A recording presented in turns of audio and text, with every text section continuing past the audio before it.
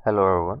इसमें geography start कर रहा हूँ मैं। ठीक है, हिंदी इंग्लिश लूसेंट की ऑलरेडी सीरीज जो चल रही है, जिसमें हिस्ट्री हम लोग देख रहे हैं, साथ साथ ज्योग्राफी भी देखेंगे। तो ज्योग्राफी का ये फर्स्ट वीडियो होगा। इसमें देखेंगे इंट्रोडक्शन। एक्चुअली इंट्रोडक्शन लिखा नहीं है लूसेंट में, मैं लूसेंट की बुक करा रहा हूँ दोनों, मतलब इंग्लिश हिंदी दोनों से। तो इसमें एक्चुअली इंट्रोडक्शन लिखा नहीं है, बट इंट्रोडक्शन इसलिए मैंने लिखा है कि इसमें दो चीज़ें कवर करेंगे।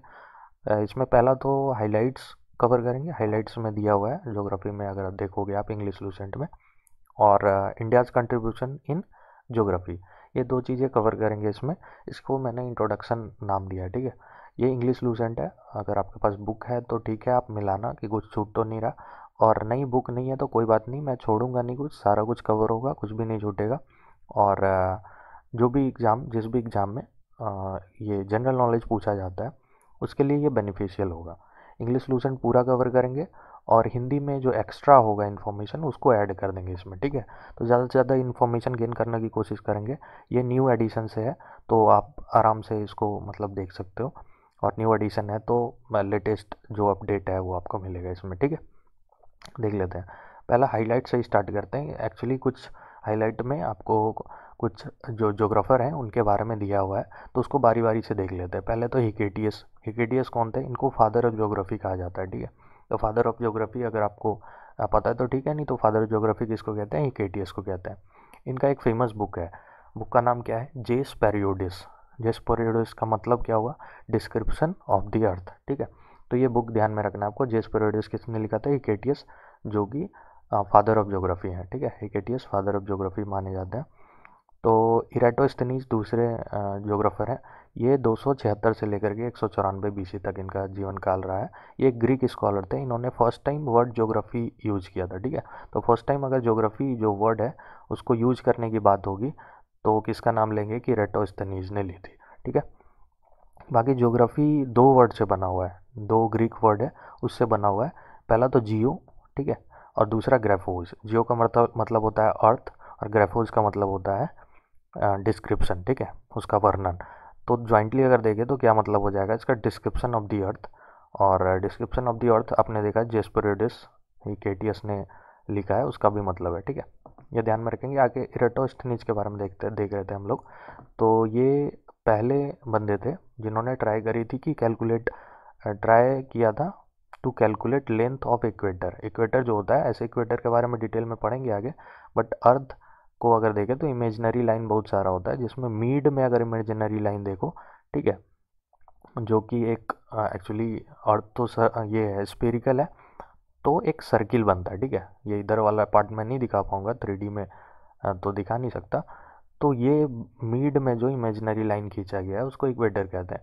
तो उसके लेंथ को कैलकुलेट करने का कोशिश किया था इन्होंने, इराटोस्थनीज ने। और इन्होंने सरकमफ्रेंस ऑफ द अर्थ को भी कैलकुलेट किया था। ठीक है, आगे देख लेते हैं।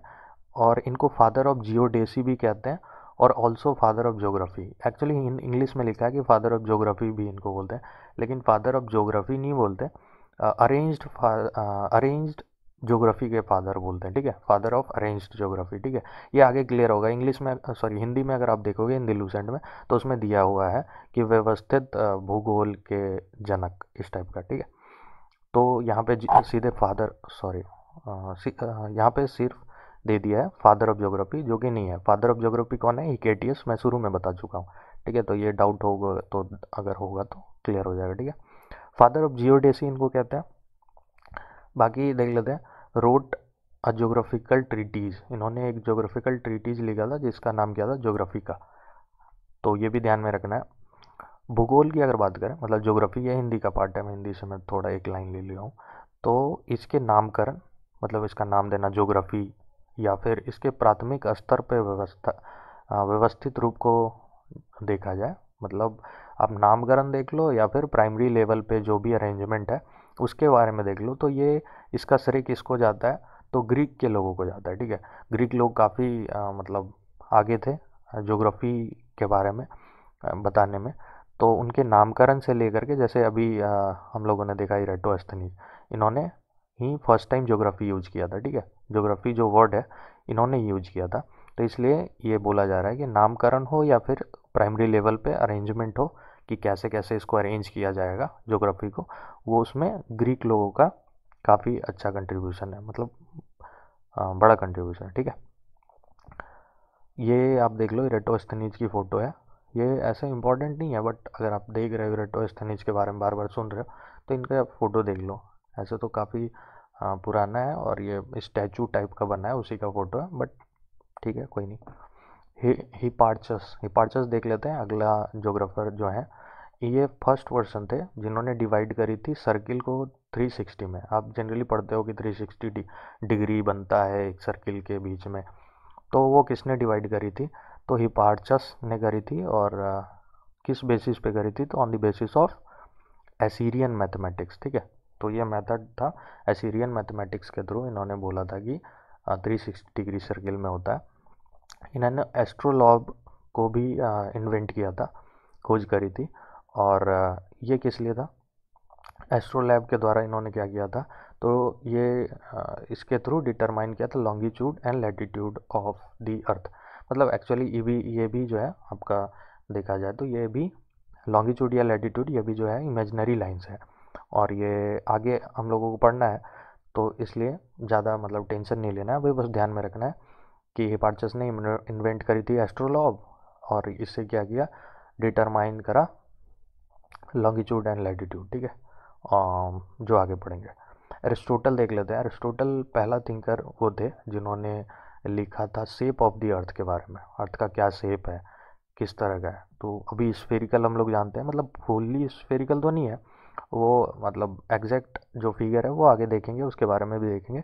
लेकिन इन्होंने बोला था कि स्फेरिकल तो है, पहले माना जाता था कि प्लेन है। ठीक है, तो प्लेन लोग मानते थे, बोलते थे कि आप अगर जाओगे ओशन में कुछ दूर तक तो उसके बाद आप गिर के चले जाओगे, कहाँ पता नहीं चलेगा, पाताल में चले जाओगे। तो इस तरह का कुछ धारणा था पहले। तो फर्स्ट टाइम इन्होंने ही बोला था कि स्फेरिकल है। ठीक है, on the basis of sound reasoning, sound reasoning के बेसिस पे ये पहले थिंकर थे जिन्होंने बताया था और शेप ऑफ द अर्थ के बारे में लिखा था। बाकी आगे टोलमी है। टोलमी ये मोस्ट फेमस रोमन स्कॉलर थे। ये कार्टोग्राफी के स्कॉलर थे। ठीक है, और जनरल ज्योग्राफी के। तो इनके बारे में छोटा सा इन्फॉर्मेशन है। ये थोड़ा सा आर्टिकल, इनका एक आर्टिकल लिखा था इन्होंने, जिसके कारण ये काफ़ी ज्योग्राफर्स जो थे इंस्पायर्ड हो गए थे इनसे। और इंस्पायर्ड होने के बाद, इंस्पायर्ड हो गए उसके बाद उन लोगों ने डिस्कवर करी टेरा इकोग्नीता। ठीक है, जिसको दी अननोन लैंड कहते हैं। तो अननोन लैंड की उन्होंने खोज करी। ठीक है, इन्हीं के आर्टिकल से इंस्पायर होकर के। और वो जो मतलब ये जो हुआ था, डिस्कवरी जो हुआ था, वो किस पीरियड में हुआ था? ग्रेट एज ऑफ डिस्कवरीज में हुआ था, जो कि 14 से लेकर के 15, मतलब 14th से लेकर के 15th सेंचुरी एडी में ये हुआ। ठीक है, ये डिस्कवरीज हुई। आगे देख लेते हैं। ये आपके टोलमी साहब हैं, कुछ बता रहे हैं फोटो में। ठीक है, रोमन ज्योग्राफर स्ट्रैबो, इनका 64 BC से लेकर के 36 AD तक का जीवन काल रहा है। इन्होंने बोला कि अर्थ जो है वो एबलॉन्ग है। ठीक है, एबलॉन्ग बोले तो क्या है? तिरछा है, थोड़ा झुका हुआ है। अभी जो हम लोग पढ़ते हैं ऐसे ऑलरेडी आप लोगों को पता होगा, बट किसने बोला था कि अर्थ जो है थोड़ा झुका हुआ है? ऐसे पढ़ते हैं 23 डिग्री झुका हुआ है, सॉरी 23.5 डिग्री झुका हुआ है। तो वो किसने बोला था? स्ट्रैबो ने बताया था। स्ट्रैबो साहब ने बताया था स्ट्रैबो सर ने बताया था। ठीक है, हिस्टोरिया नेचुरलिया। ठीक है, ये इनका मतलब प्लिनी का बुक है, फेमस बुक है। इसके बारे में थोड़ा दिया। कभी कभी बुक भी पूछ लिया जाता है, इसलिए लूसेंट में कोई कोई लाइन आपको ऐसा मिलेगा ना, मतलब उसका कुछ ऐसा फिक्स नहीं है, इन्फॉर्मेशन ज़्यादा नहीं दिया, बस एक लाइन में लिख दिया, क्योंकि कभी पूछा जा सकता है। तो हिस्टोरिया नेचुरलिया किसने लिखी थी? तो प्लिनी ने लिखी थी। ये छोटा सा एक लाइन है, तो ये आप देख लो। थेल्स जो थे वो फर्स्ट स्कॉलर थे जिन्होंने ट्राई किया कि अर्थ को मेजर करे। ठीक है, अर्थ को नापे। और अब एनेक्जीमेंडर के बारे में देख लेते हैं। एनेक्जीमेंडर के बारे में कुछ इन्फॉर्मेशन थोड़ा ज़्यादा है। ये फर्स्ट थे जिन्होंने मैप ड्रॉ करा था। ठीक है, मैप बनाया था, मानचित्र बनाया था। इनको फर्स्ट कार्टोग्राफर भी बोलते हैं, फर्स्ट कार्टोग्राफर इनको इनको मतलब कंसिडर किया जाता है, माना जाता है। थेल्स और एनेक्जीमेंडर जो है इनको फादर ऑफ मैथमेटिकल ज्योग्राफी कहते हैं। किसको किसको?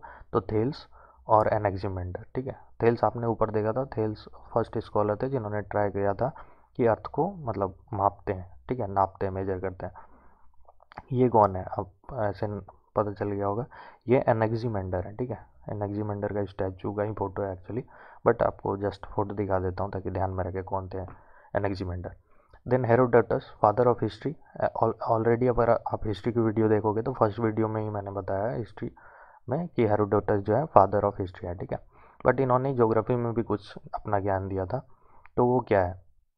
उन्होंने कहा था कि सारा हिस्ट्री जो है उसको ट्रीट किया जाना चाहिए ज्योग्राफिकली, और ज्योग्राफी को ट्रीट किया जाना चाहिए हिस्टोरिकली, ठीक है। तो ये लाइन इन्होंने बोला था, किसने? हेरोडोटस ने। ये फर्स्ट स्कॉलर थे जिन्होंने ट्राई किया था कि ड्रॉ करें मेरिडियन ऑन दी मैप। तो मेरिडियन और पैरेलल्स ये भी आगे ही पढ़ना है, बट आप ध्यान रखो ये इमेजिनरी लाइन्स है जिनको फर्स्ट टाइम किसने ड्रॉ किया था जिसको, तो ये हेरोडोटस थे। फ्रॉम 300 AD से लेकर के 1200 AD का एज जो है, और पीरियड बोलो आप, पीरियड जो है वो इसको डार्क एज के नाम से जाना जाता है। कहाँ पे? क्रिश्चियन कंट्रीज़ में। ऐसा क्यों? क्योंकि इस पीरियड में जो है 300 AD से लेकर के 1200 AD में क्या हुआ, कोई इम्पोर्टेंट या फिर रेवोल्यूशनरी थॉट्स या फिर डिस्कवरी नहीं हुई, कोई खास या मतलब महत्वपूर्ण खोज हुआ ही नहीं। तो इस कारण से इसको डार्क एज कहा जाता है इस पीरियड को। ये भी ध्यान में रखना है कि डार्क एज जो है कब से कब तक है, ठीक है। एक्चुअली हिंदी में कुछ डिफिनीशन दिया हुआ है ज्योग्राफी का, तो उसको देख लेते हैं जल्दी जल्दी से। चीज़ें मतलब ध्यान में रहनी चाहिए, ऐसे हिंदी इंग्लिश में ज़्यादा मैटर नहीं करता। स्ट्रैबो, स्ट्रैबो जो है ये ज्योग्राफर, इन्होंने किस किस टाइप का डिफिनीशन दिया, थोड़ा बड़ा है बट एक बार पढ़ लेते हैं। भूगोल, उन्होंने कहा कि भूगोल एक ऐसा इंडिपेंडेंट सब्जेक्ट है जिसका क्या उद्देश्य है कि वो बताए लोगों को विश्व के बारे में, आकाशीय पिंड के बारे में, स्थल, महासागर।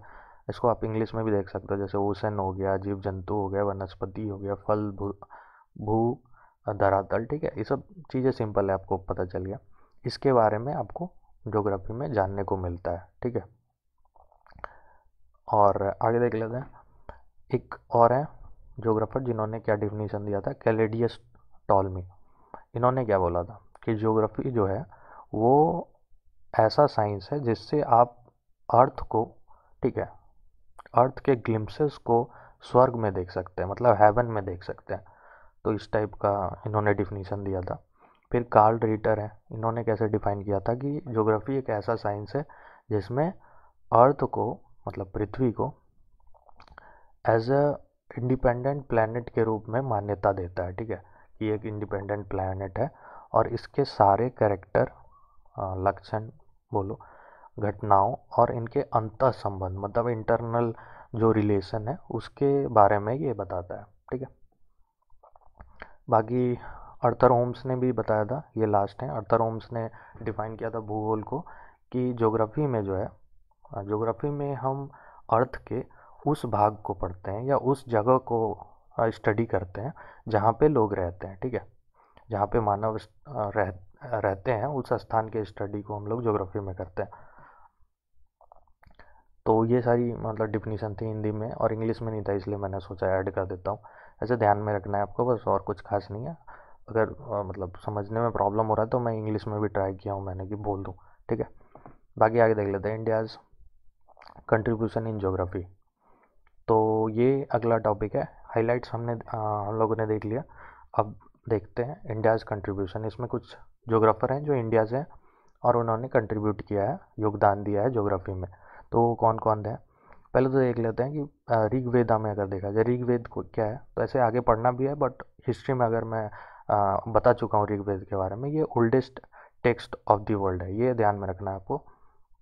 और ये भी मतलब इसमें भी आपको डिस्क्रिप्शन मिलेगा स्टार के बारे में, ठीक है। ये ऋग्वेदा तो पहले लिखा गया था एक्चुअली, तो उस टाइम पे स्टार के बारे में इसमें लिखा हुआ था। ये एक मतलब बढ़िया चीज़ है और इम्पोर्टेंट चीज़ है, आपको ध्यान में रखना है। चूँकि इंडियन एस्ट्रोलॉजी की अगर बात करें तो स्टार्ट हुआ था 600 BC से, ठीक है, जो कि एज ऑफ बुद्धा से मतलब ये स्टार्ट हुआ था। बट ऋग्वेदा जो बहुत पहले लिखा गया था वो वैदिक कल्चर के टाइम में लिखा गया था। बट उस टाइम पे भी आप देखोगे तो ऋग्वेदा में स्टार के बारे में डिस्क्राइब किया गया है। तो ये चीज़ें थोड़ा सा मतलब आपको ध्यान में रखनी है। ऋग्वेदा जो है ऑल्सो डिस्क्राइब करता है 5 सीजन, 5 जो मौसम है, 5 जो सीजन है इन इंडिया में, उसके बारे में भी ऋग्वेदा में डिस्क्राइब किया गया है। अब देख लेते हैं बारी बारी से जो जोग्राफर है। आर्यभट्ट, ये कब जन्म लिए थे आर्यभट्ट? 476 AD में जन्म लिए थे। आर्यभट्ट फेमस है, ऐसे आपको पता होगा, बट फिर से देख, मतलब इसमें दिया हुआ है तो देख लेते हैं। इंडियन जोग्राफर थे, इन्होंने ही बोला था कि अर्थ जो है स्फेरिकल है, ठीक है। पहले लोग प्लेन, जैसा मैं बता रहा था, तो इन्होंने फर्स्ट टाइम बोला था कि भाई क्या है, अर्थ जो है स्फेरिकल है, ठीक है। और इन्होंने ही, मतलब इन्होंने सरकमफ्रेंस ऑफ दी अर्थ को भी कैलकुलेट किया था, जो कि 24,835 माइल था, जो कि अभी का जो प्रेजेंट कैलकुलेशन देखे उससे काफ़ी करीब था, ठीक है। अभी इसका है 24,901 माइल, तो ये काफ़ी क्लोज था। तो इनका मतलब जो इन्होंने अनुमान लगाया था वो काफ़ी हद तक सही था, ठीक है। हिज फेमस बुक जो था आर्यभट्टयम, अब इनका मतलब फेमस बुक आर्यभट्टयम है। और ज्योग्राफी का हिंदी मतलब हिंदी में जो टर्म देखे तो उसको क्या बोलते हैं, भूगोल, ठीक है। तो भूगोल जो है ये इन्होंने ही अपने बुक में फर्स्ट टाइम यूज करा था। कि उसका क्या नाम था, किस बुक में यूज करा था? सूर्य सिद्धांत, ठीक है। तो सूर्य सिद्धांत में इन्होंने फर्स्ट टाइम भूगोल को यूज किया था, ठीक है। वरामीर के बारे में देख लेते हैं। वरामीर ये मोस्ट फेमस जोग्राफर थे इंडिया के। आर्यभट्ट के बाद इनका नाम आता है एज अ जोग्राफर। और इन्होंने बताया था सोलर और लूनर इक्लिप्स के बारे में। सोलर लूनर इक्लिप्स भी डिटेल में आगे पढ़ेंगे, ठीक है। सो इसमें बस आपको ध्यान में रखना है कि वराहमीर जो है इन्होंने बताया था सोलर और लूनर इक्लिप्स के बारे में, सूर्य ग्रहण और चंद्र ग्रहण, ठीक है। इन्होंने डिस्कस किया था 5 concept of Vasishtha, then Pitamaha, then Paulisa, Saura and रोमैक, ठीक है।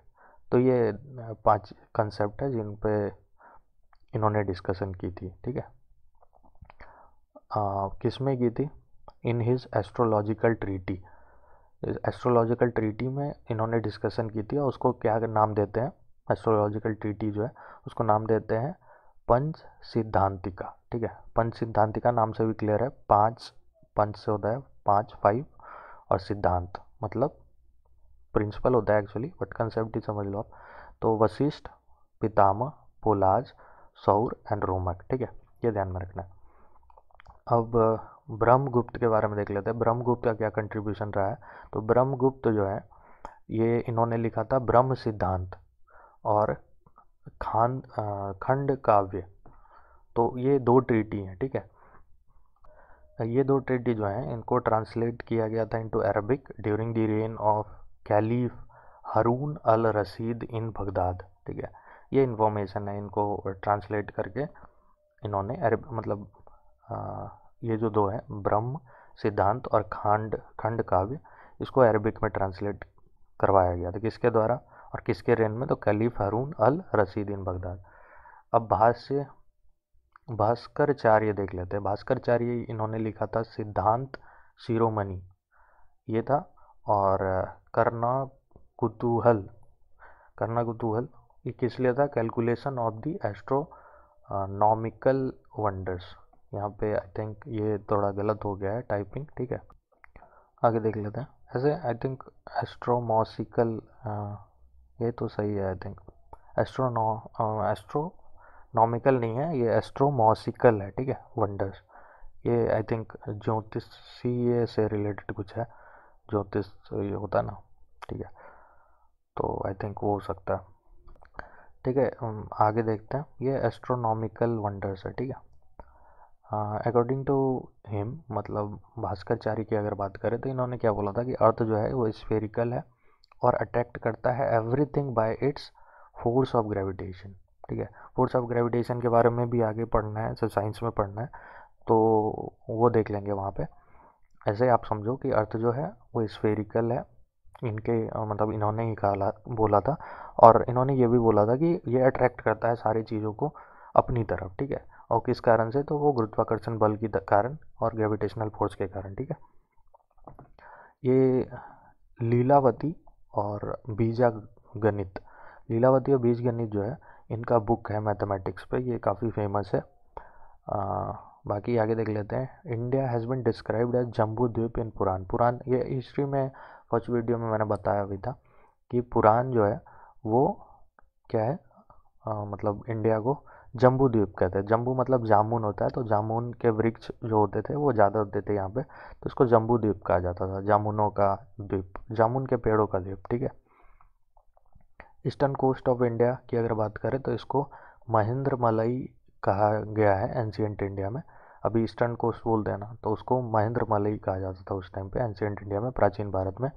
और अर्ली इंडियन ज्योग्राफर जो है उन्होंने बोला था कि प्राइम मेरिडियन जो है वो उज्जैन से पास होता है। उज्जैन एक रीजन है, वहाँ से क्या पास होता है, प्राइम मेरिडियन, ठीक है। प्राइम मेरिडियन जनरली यूज करते हैं टाइम को फिक्स करने के लिए, ठीक है। वो प्राइम मेरिडियन के बारे में भी आगे ही देखेंगे। बाकी चलिए आगे देख लेते हैं।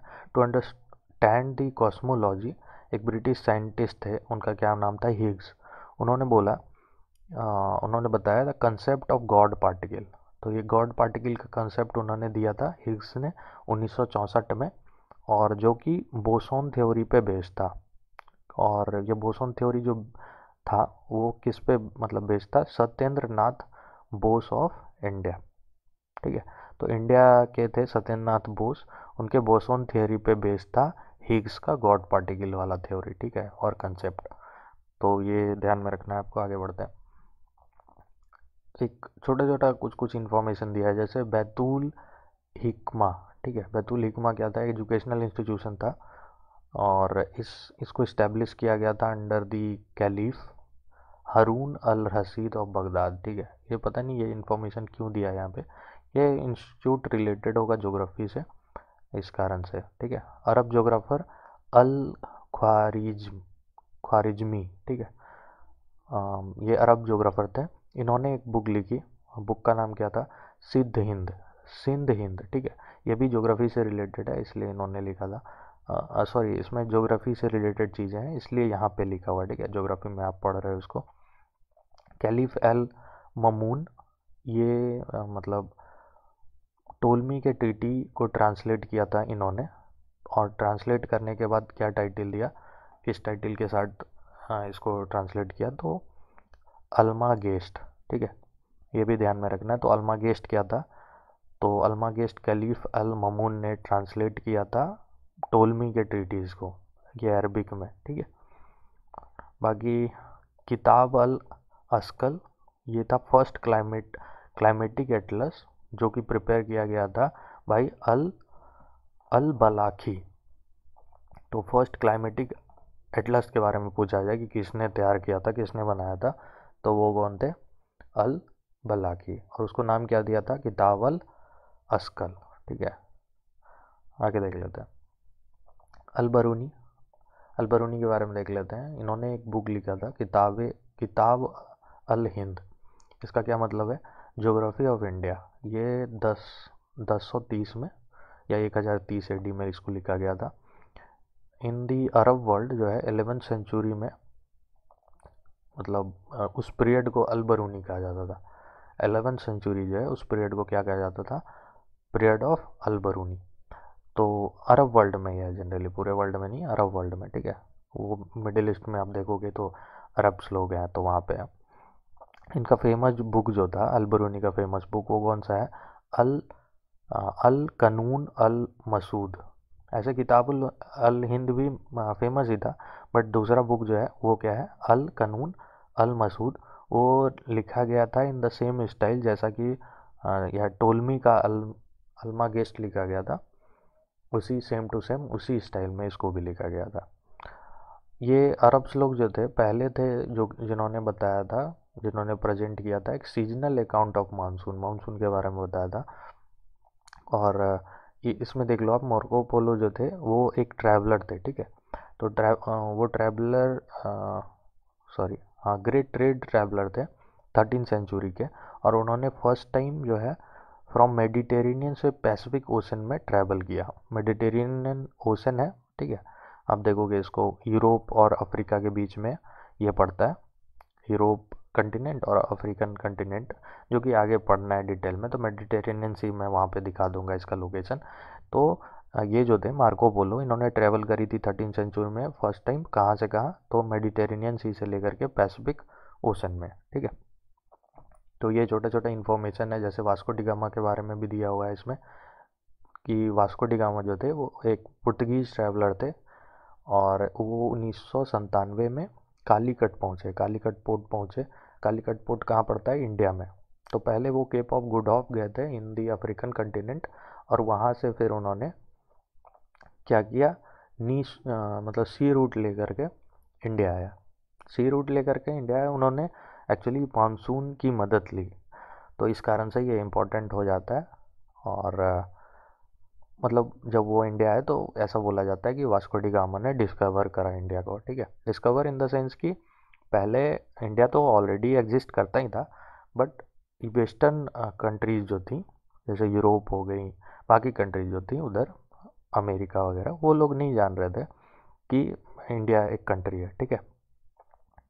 तो कंट्री इन द सेंस कि एक लैंड है, उनको नहीं पता था पहले। तो ऐसे ट्रैवल कम ही होता था जनरली, अगर लॉन्ग ट्रैवल करना है तो वो शिप यूज करते थे, ठीक है।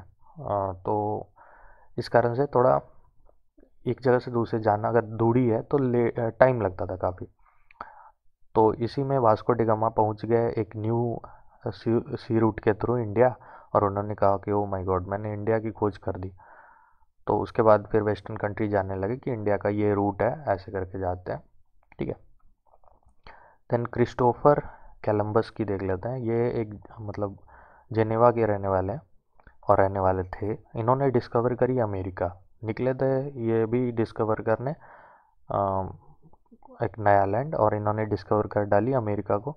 और विच वाज, उस टाइम पे इसको क्या बोला है उन्होंने कि ये न्यू वर्ल्ड है, मतलब नया दुनिया मिल गया हम लोगों को। तो उसके बाद कुछ टाइम के बाद ये न्यू वर्ल्ड जो है उसको अमेरिका नाम दे दिया गया। और ये किसके नाम पे अमेरिका रखा गया, तो अमेरिगो वेस्पूची, जो कि एक पुर्तगीज ट्रैवलर थे, उन्हीं के नाम पे इस न्यू लैंड जो शुरू शुरू में अमेरिका को बोला जाता था, उसको चेंज करके अमेरिका नाम रख दिया गया, ठीक है। तो अभी जो अमेरिका आप मतलब सुनते हो वो पहले न्यू वर्ल्ड था। पुर्तगीज ट्रैवलर मैगलेन के बारे में भी दिया हुआ है कि ये जो है पूरे वर्ल्ड का चक्कर लगाया था इन्होंने 1520 एडी में। और तस्मान के बारे में दिया है, ये एक ट्रैवलर थे होलैंड के, ठीक है, होलैंड के निवासी थे तास्मान, और इन्होंने डिस्कवर करा था तास्मानिया। तास्मानिया जो कंट्री है, या फिर मतलब discover Tasmania and travelled New Zealand. तो ये तस्मानिया न्यूजीलैंड में, मतलब जब आगे बढ़ेंगे तो फिर मैप में देख लेंगे, पर अभी ध्यान में रखो कि तस्मान नाम का बंदा जो था होलैंड का निवासी, उसने डिस्कवर किया था तस्मानिया को। ऑलरेडी इनके नाम पे ही पड़ा, देखो तस्मान, तस्मानिया। जेम्स कुक के बारे में देख लेते हैं, कैप्टन जेम्स कुक। तो ये इंग्लिश सेलर थे। इन्होंने क्या करा, तो ये ट्रैवल किए अंटार्कटिका, मतलब पूरे अंटार्कटिका को इन्होंने ट्रैवल किया बिटवीन 1772 से लेकर के 1775। और इन्होंने डिस्कवर किया था हवाईयन आइलैंड, ठीक है। हवाईयन आइलैंड भी देख लेंगे मैप में बाद में। अभी ध्यान में रखो कि हवाईयन आइलैंड किसने डिस्कवर किया था, तो जेम्स कुक थे। फिर रोल्ड एमुंडसेन इन्होंने डिस्कवर करा था दी साउथ पोल। साउथ पोल जो है, अगर आप अर्थ में देखो, ऐसे ऐसे गोल मतलब अर्थ होता है एक्चुअली, थोड़ा गलती हो रहा है, ठीक है। तो यहाँ इस साइड आप देखो ऊपर में, तो नॉर्थ पोल होता है, नीचे साउथ पोल, ऐसे आप ये देख लो, जैसे ग्लोब होता है, ठीक है। ग्लोब में इस टाइप का होगा आपका। तो ये जो हो गया, ये नॉर्थ पोल हो गया, ये साउथ पोल हो गया, ठीक है। तो ये तो एक्चुअली ग्लोब जो है वो तो मिनिएचर फॉर्म है अर्थ का। तो उसी तरह अर्थ में भी ऐसे कंसीडर करते हैं कि इधर ऊपर जो है वो नॉर्थ पोल है, नीचे जो है साउथ पोल है, ठीक है। तो साउथ पोल को रोनाल्ड अमुंडसन ने डिस्कवर किया था। कब किया था इन्होंने, तो 1911 में। फेमस डिस्कवरीज देख लेते हैं, जो कि जब रेनेसेंस हुआ, लोगों को ज्ञान आ गया, एक नया एरा आ गया, तो उस पीरियड में क्या हुआ, क्या क्या डिस्कवर हुई। तो प्रिंटिंग प्रेस, और प्रिंटिंग सिंपल बोल सकते हो आप, ये 1470 AD में हुआ था। फिर सोलर सिस्टम के बारे में पता चला, कोपरनिकस के द्वारा, कोपरनिकस ने बताया था, ठीक है। कोपरनिकस ने बताया था, कब बताया था? 1543 एडी में। और ये टेलीस्कोप का डिस्कवरी किसने करा? तो गैलीलियो के द्वारा हुआ। डिस्कवरी नहीं बोलेंगे, इसको इन्वेंशन बोलेंगे। टेलीस्कोप को इन्वेंट किसने किया? गैलीलियो, 1609 एडी में, ठीक है। वर्क्स ऑन एस्ट्रोनॉमी ये किसने किया? तो Kepler. Then spheroid shape of the earth के बारे में किसने बताया? ये स्फेरिकल है, तो न्यूटन ने बताया, ठीक है। तो ये सारी मतलब रेनेसेंस पीरियड की कहानी है। बाकी वेरेनियस जो थे, एक ज्योग्राफर ही थे, इन्होंने क्या बताया?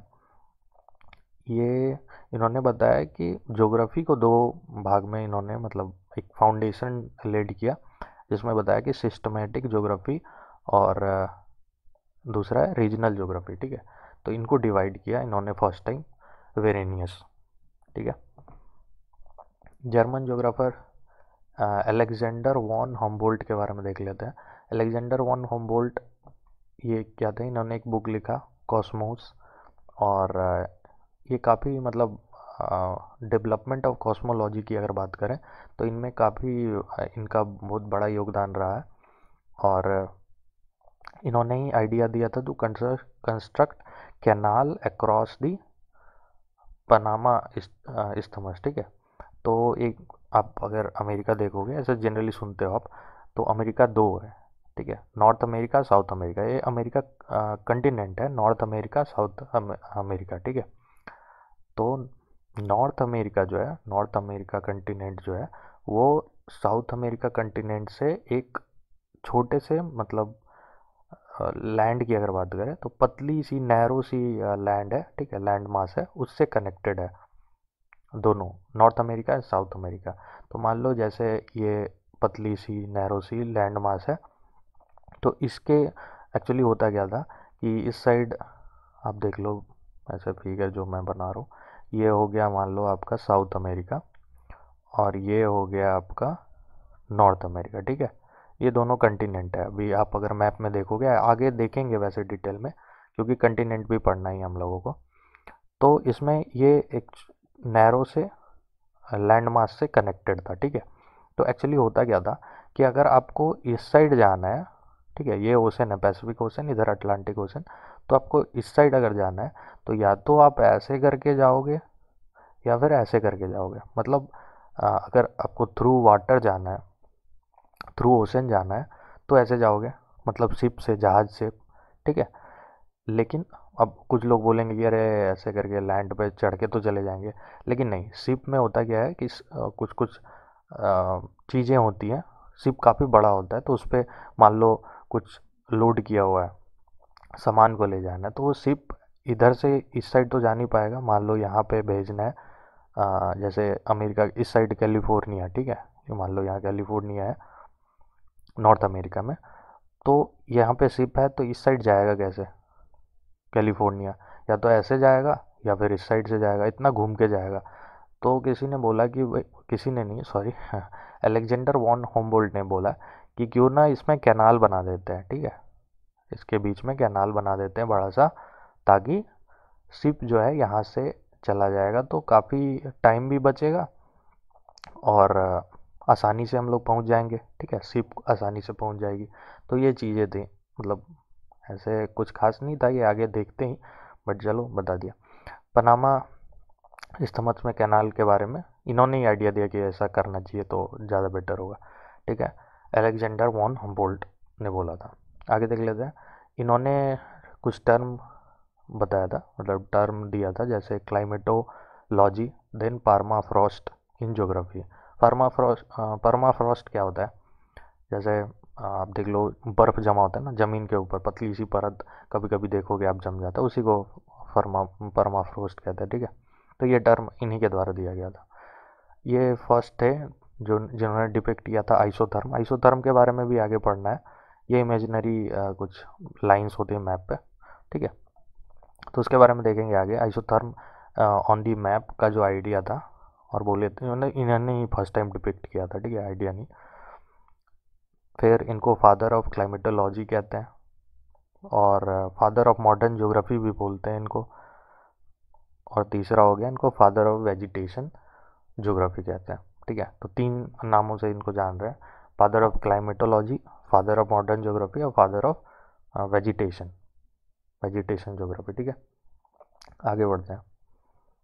आगे वो कुछ इन्फॉर्मेशन है, जैसे व्यवस्थित भूगोल के जनक इरेटोस्थनीज, जो मैं बता रहा था कि फादर ऑफ ज्योग्राफी की बात करें तो वो कौन है, हिकेटियस। लेकिन अरेंज्ड मतलब फादर ऑफ अरेंज्ड ज्योग्राफी की बात करें तो वो कौन है, इरेटोस्थनीज, जो कि हिंदी में दिया हुआ है। तो थोड़ा सा देख लेते हैं कि हिंदी में मतलब इन्फॉर्मेशन जो दी है वो क्या क्या है। भूगोल मतलब भौतिक भूगोल के जनक कौन है, पेलिडोनियम। ठीक है, मतलब फादर ऑफ जोग्राफिकल, क्या बोलेंगे इसको, जोग्राफिकल ज्योग्राफी, इस टाइप का कुछ। सॉरी मैं भौगोलिक समझ रहा था, ये भौतिक है एक्चुअली। भौतिक मतलब मतलब फिजिक्स की बात हो रही है। तो क्या होगा, फादर ऑफ फिजिकल ज्योग्राफी। ठीक है, फादर ऑफ फिजिकल ज्योग्राफी किसको बोलेंगे, पोलिडोनियम। ठीक है, तो हिंदी में है थोड़ा सा कन्वर्ट में प्रॉब्लम हो गया, सॉरी उसके लिए। संस्कृत भूगोल का जनक किसको कहते हैं, कार्ल ओ सावर। ठीक है, सांस्कृतिक। ठीक है, कल्चरल ज्योग्राफी की बात करें तो। फिर विश्व ग्लोब के निर्माता मार्टिन बैहम। विश्व ग्लोब जो है, वर्ल्ड मैप जो है, वर्ल्ड का ग्लोब जो है, उसके निर्माता कौन है, मार्टिन बैहम। फिर विश्व मानचित्र के निर्माता कौन है, एनेक्जीमेंडर। ये देख चुके हैं। ठीक है, वर्ल्ड मैप के बारे में एनेक्जीमेंडर के बारे में पढ़ चुके हैं। फिर भौगोलिक विश्वकोश का रचनाकार कौन है, तो स्ट्रैबो।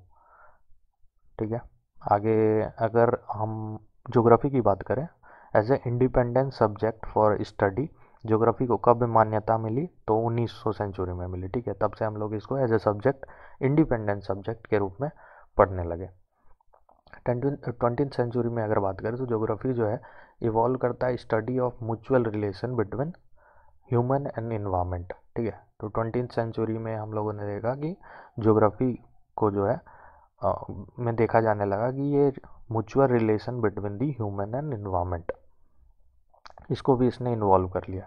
तो उस एरिया में अगर इंग्लिश लूसेंट में देखो तो दो ही मतलब एक ही लाइन दिया गया है कि देर आर टू थ्योरीज। अब टू थ्योरीज कौन है ये नहीं दिया हुआ है इंग्लिश में, तो हिंदी में दिया हुआ था तो मैंने इसमें ऐड करा है। तो कौन से थ्योरी है, संभववाद, जिसको पॉसिबिलिज्म कहते हैं। ठीक है, इसका संभववाद या फिर पॉसिबिलिज्म का क्या मतलब है, इसके इस थ्योरी के हिसाब से क्या मतलब निकलता है इसका। ठीक है, बोले तो relation between human and environment कैसा है, तो इसके अनुसार अगर देखा जाए तो ऐसा बोला गया है कि मनुष्य जो है, आदमी जो है, वो पर्यावरण के में परिवर्तन करने में, पर्यावरण में चेंज करने में काफ़ी हद तक समर्थ है। ठीक है, इन्वायरमेंट को वो अपने हिसाब से चेंज कर सकता है, अपने हिसाब से, अपने इच्छा के हिसाब से चेंज कर सकता है और यूज कर सकता है। ठीक है, ये पॉसिबिलिज्म में मतलब बताया गया है, इसका पॉसिबिलिज्म के अनुसार ये बोला गया है।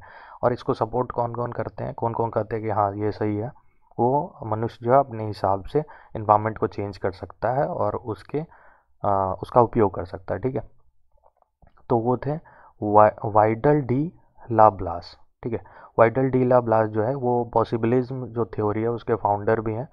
और फैब्रे फैब्रे जो है वो सपोर्टर है। ठीक है, दूसरा थ्योरी देख लेते हैं, ये निश्चयवाद का है, जिसको पॉजिटिविज्म कहते हैं इंग्लिश में।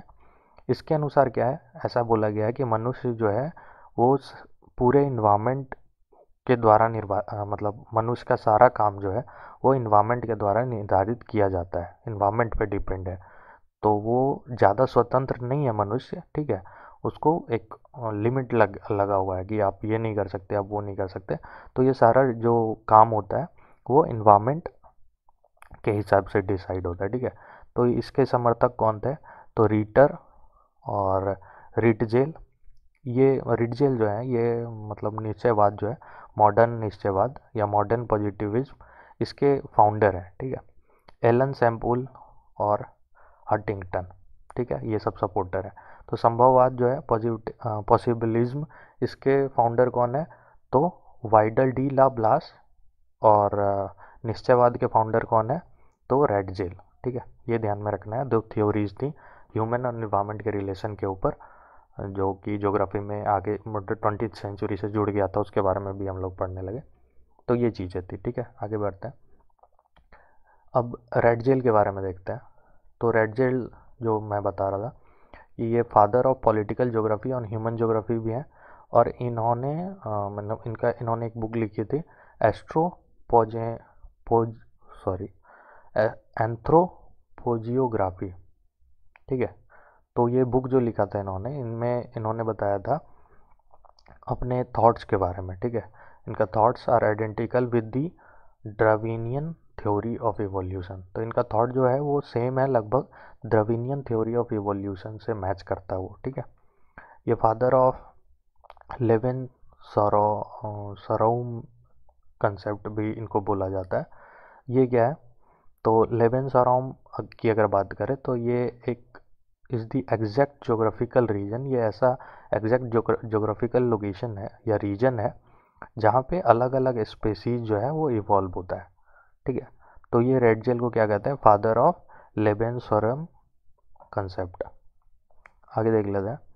अपने पॉलिटिकल ज्योग्राफी में उन्होंने बोला कि to fulfil the natural biological need क्या करना पड़ता है, एक्सपेंशन ऑफ द बाउंड्री जो है ये ज़रूरी हो जाता है, ठीक है, ये करना पड़ता है।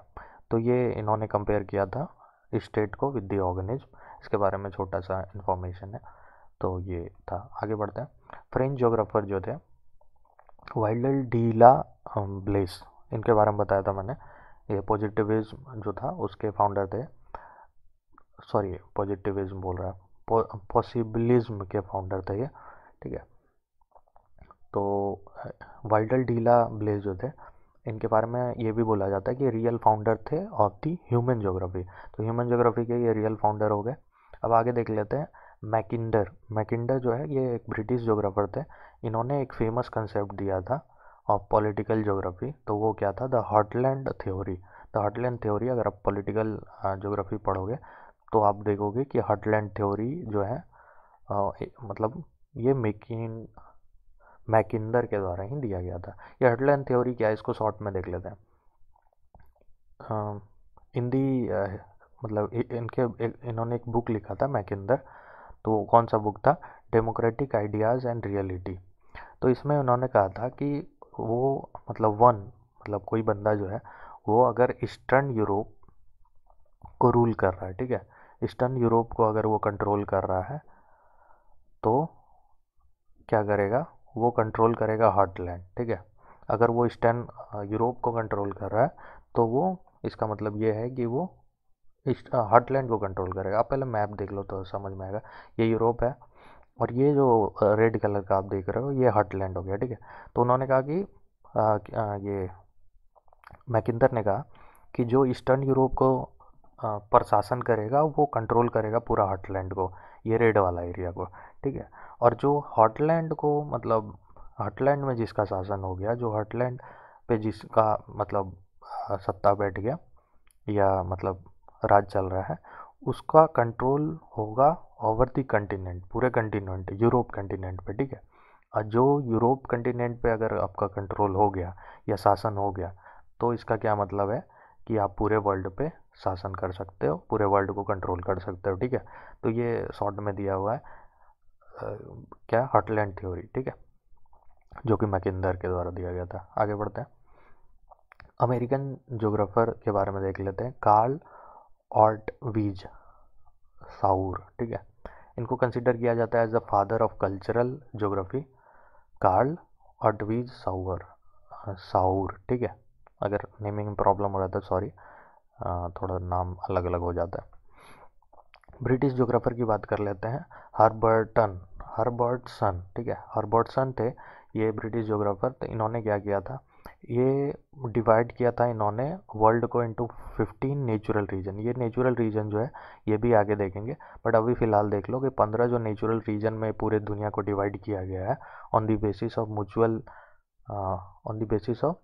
Mutual relation between physical features, climates and vegetation, ठीक है। तो नेचुरल रीजन जो 15 डिवाइड किया गया है वो किस बेसिस पे है कि फिजिकल फीचर, क्लाइमेट्स और वेजिटेशन के बीच में जो म्यूचुअल रिलेशन है उसके बेसिस पे डिवाइड किया गया है। और इनको फर्स्ट पर्सन माना जाता है जिन्होंने स्टडी किया था नेचुरल ज्योग्राफी को। किसको, हर्ब हर्बर्टसन, ठीक है। बाकी आप फीडबैक ज़रूर देना और ज़्यादा से ज़्यादा शेयर कीजिए, लाइक कीजिए, कमेंट कीजिए, मतलब कुछ फीडबैक आई थिंक कुछ आपको रिएक्ट करना चाहिए ताकि मुझे लगे कि भाई मैं कुछ आप लोगों के लिए कर पा रहा हूँ। बाकी थैंक यू, बाय।